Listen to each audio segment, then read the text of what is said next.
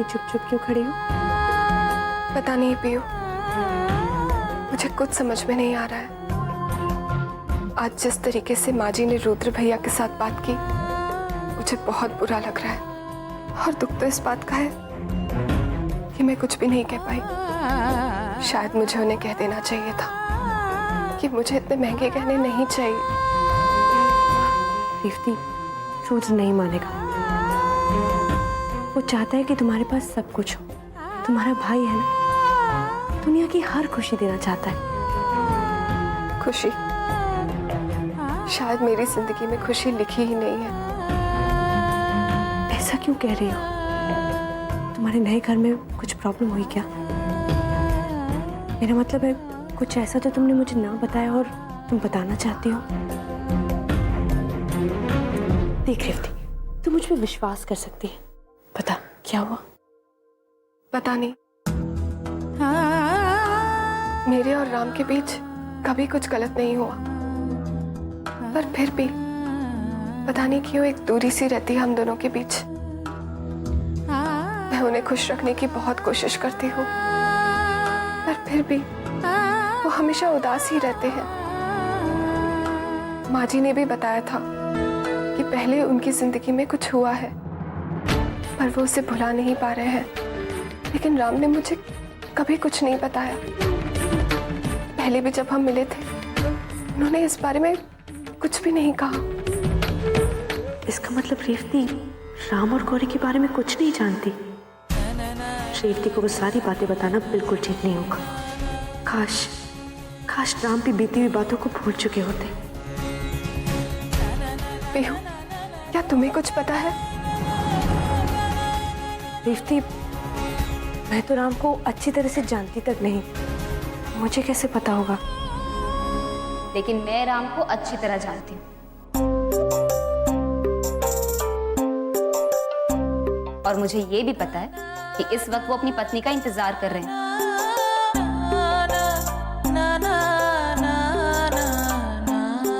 अब उस दिन को ही देख लो, 5 मिनट के लिए रेवती किचन में क्या आई, पीछे पीछे आ गए आपके पति देव। रेवती, अपने पति को इतना इंतजार करवाना नहीं चाहिए। हम अगर नाराज हो जाएंगे तुमसे। वैसे भी तुम्हें अब घर जाना चाहिए। भाभी, माँ जी की तरफ से मैं आपसे माफी मांगती हूँ। जिस तरीके से उन्होंने आपसे बात की, सब लोगों से पेश आई, वो मुझे बहुत बुरा लग रहा है। पता नहीं अब घर जाऊंगी तो वो मुझसे कैसे पेश आएंगी।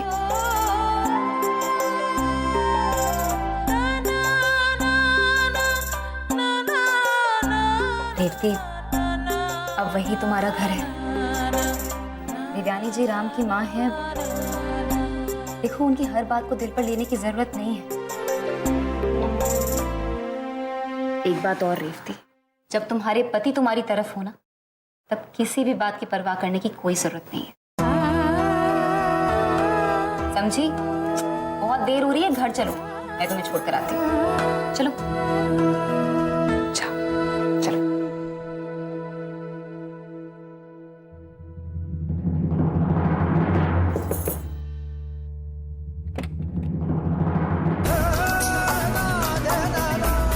गौरी, तुम? जी, मैं और साथ में आपकी पत्नी को भी लेकर आई हूँ। अंदर आओ ना। वो काफी देर हो गई थी ना, इसलिए सोचा कि रेवती को भी छोड़ दूं घर पे। हाँ, मैं माँ से पूछ ही रहा था कि रेवती कहाँ चली गई। कहाँ थी तुम? हाँ, और मैं भी तुझे बताने वाली थी बिट्टू। आज जब हम इनके घर गए थे ना, रिसेप्शन की बातें करने, जब रिसेप्शन की बातें खत्म हो गई, मैंने रेवती से कहा चल भाई साथ साथ घर चलते हैं। तो उसने कहा माँ जी, मैं कुछ देर और मेरे भैया और भाभी के साथ बैठना चाहती हूँ। मैंने कहा ठीक है। अब बिट्टू, तू तो जानता है मैं तो और सासों की तरह हूं नहीं ना कि अपनी मनमानी बहू पर करती रहूं, इसलिए मैंने कहा ठीक है। रेवती बेटा, चलो अब किचन में मेरा हाथ बटाओ। जी माँ जी।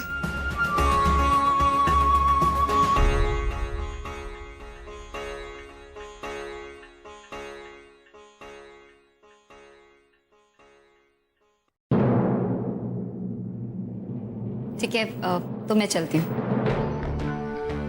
गौरी थोड़ी देर तो रुक जाओ प्लीज। नहीं, वो काफी देर हो चुकी है ना, घर पे सब इंतजार कर रहे होंगे। मैं चलती हूँ।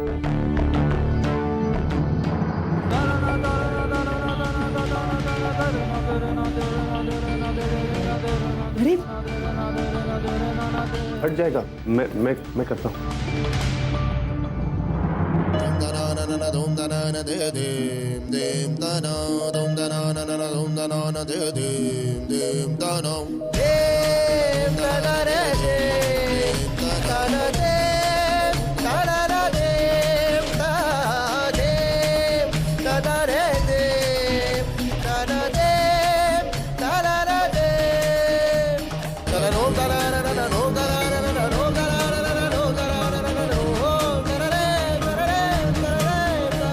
Thank you.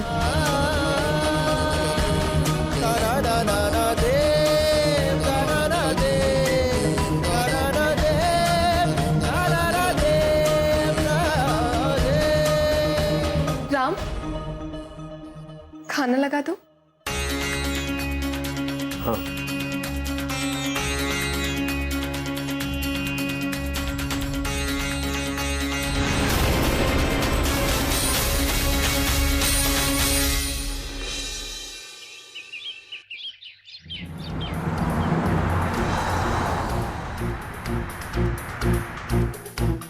ये काम इतना आसान नहीं जितना कि तुम समझते हो।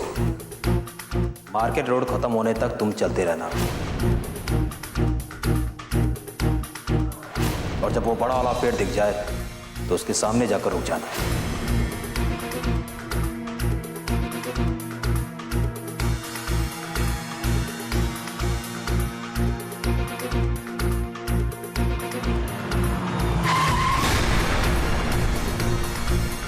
कार से बाहर निकलना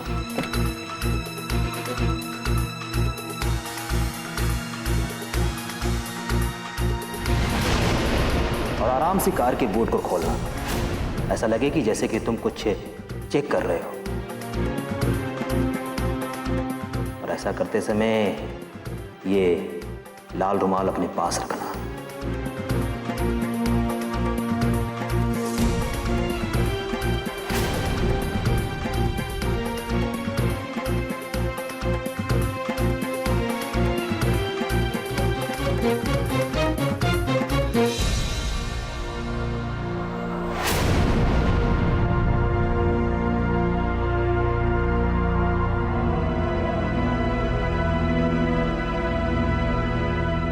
जैसे ही सामान गाड़ी में आ जाए तुम कार का बूट बंद करना और कार में बैठकर फौरन वापस आ जाना।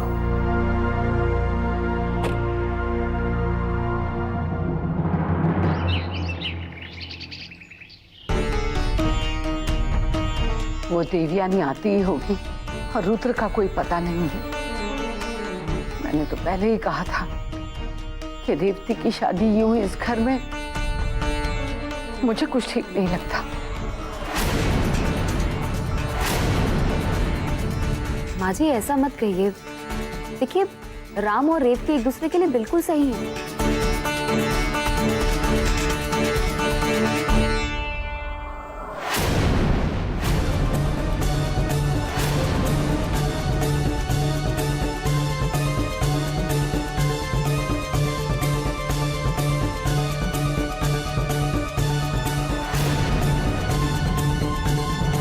नमस्ते समधन जी, मैं थोड़ी जल्दी आ गई और कुछ रिश्तेदारों को साथ ले आई हूं गवाह के तौर पर।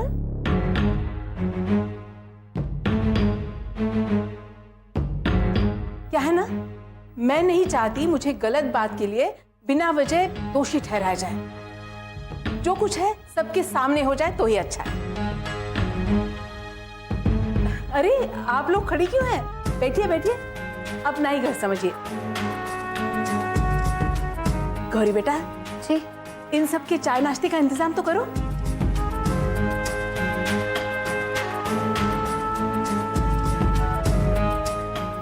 मैं जिसका इंतजार कर रही हूँ वो कहाँ रह गया? कहाँ रह गया रुद्र?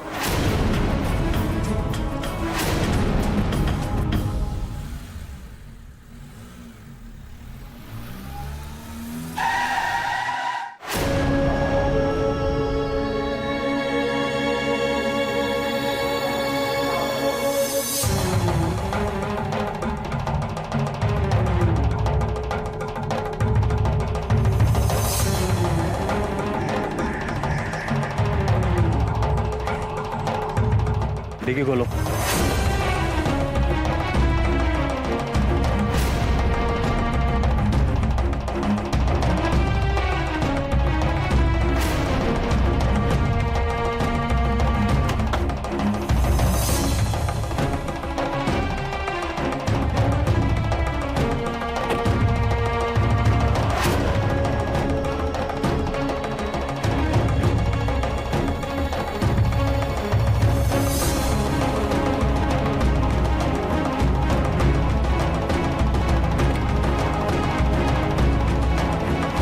क्या है इसमें?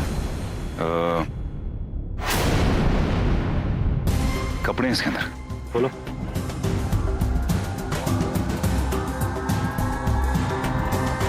उसकी शायद चाबी में है। ये तो खुला है।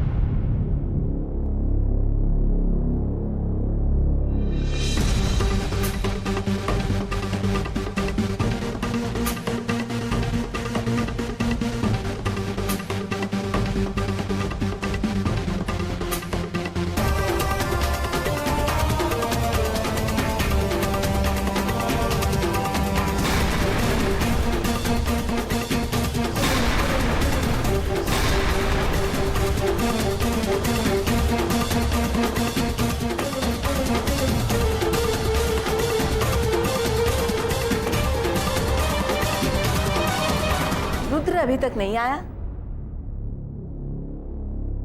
गौरी बेटा, जी जरा फोन तो मिला उसे। वो देवयानी जी, रुद्र आज फोन घर पर ही भूल गए हैं। आप थोड़ी देर बैठिए ना, बस पहुंचते होंगे। लो, फोन ही भूल गया। हे भगवान, इसका मतलब आज रुद्र नहीं आने वाला।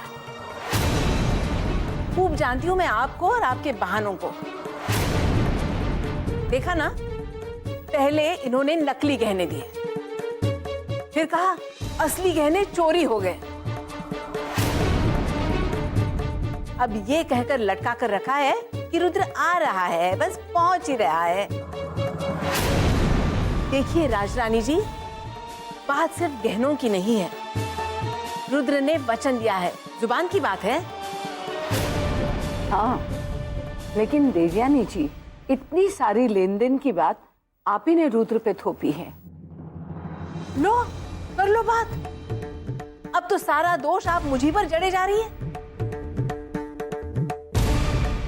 है। छोड़िए, देख लिया आप लोगों को। चलिए जी, अब और अपमान नहीं सह सकती मैं।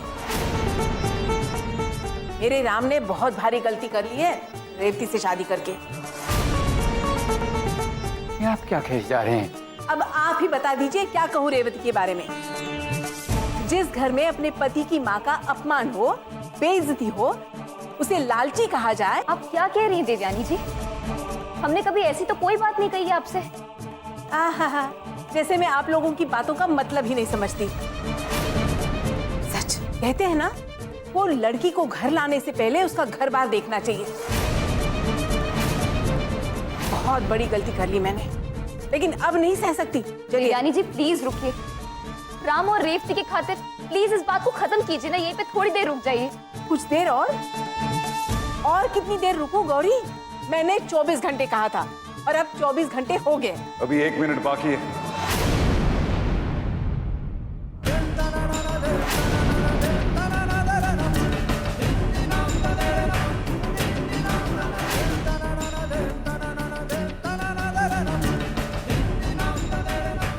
ले लीजिए सारे गहने, असली, चेक कर लीजिए।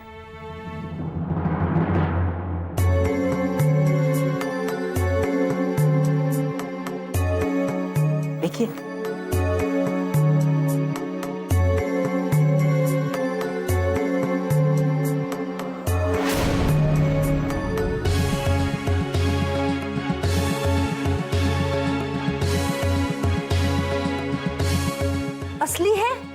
हम खरे।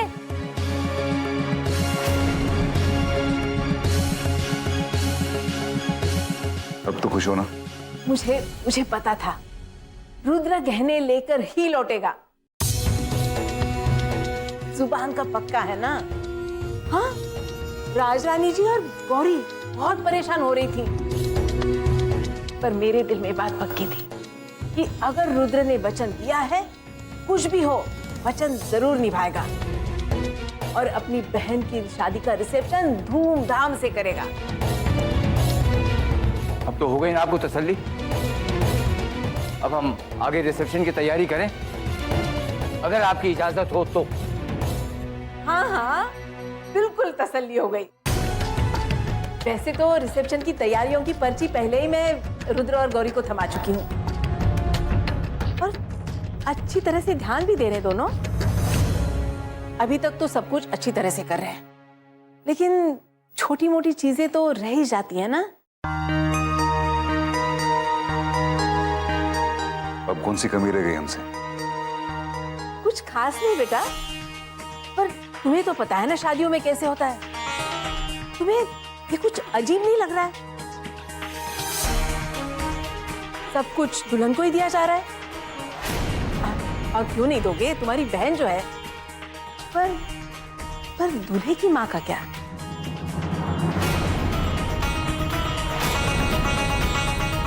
अरे नहीं, कुछ नहीं चाहिए मुझे। मैं तो सोच रही थी बस कोई छोटी मोटी चीज।